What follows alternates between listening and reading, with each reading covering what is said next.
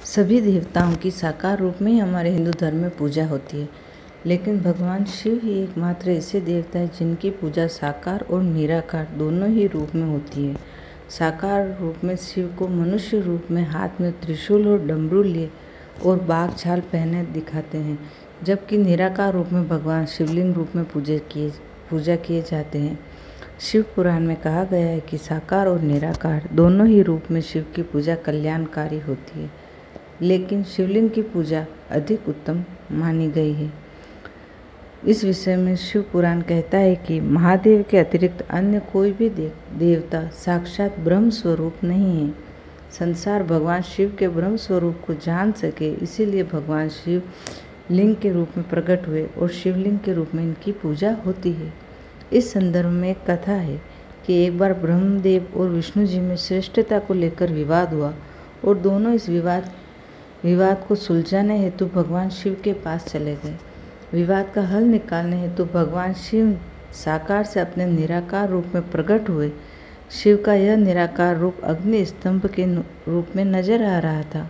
ब्रह्मा और विष्णु दोनों ही इसके आदि और अंत का पता लगाने के लिए चल पड़े, लेकिन युगों बीत जाने पर भी इस आदि और अंत का पता नहीं लगा पाए। ब्रह्मा जी और विष्णु जी को अपनी भूल का जब एहसास हुआ तो भगवान शिव साकार रूप में प्रकट हुए और कहा कि आप दोनों ही बराबर ही हैं, आप दोनों ही अपने अपने स्थान पर श्रेष्ठ हैं।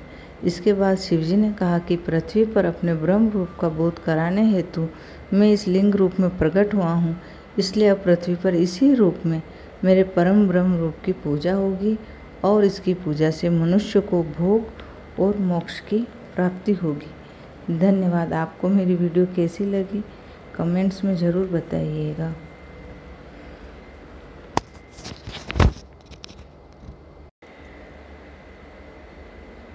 सभी देवताओं की साकार रूप में ही हमारे हिंदू धर्म में पूजा होती है, लेकिन भगवान शिव ही एकमात्र ऐसे देवता है जिनकी पूजा साकार और निराकार दोनों ही रूप में होती है। साकार रूप में शिव को मनुष्य रूप में हाथ में त्रिशूल और डमरू लिए और बाघ छाल पहने दिखाते हैं, जबकि निराकार रूप में भगवान शिवलिंग रूप में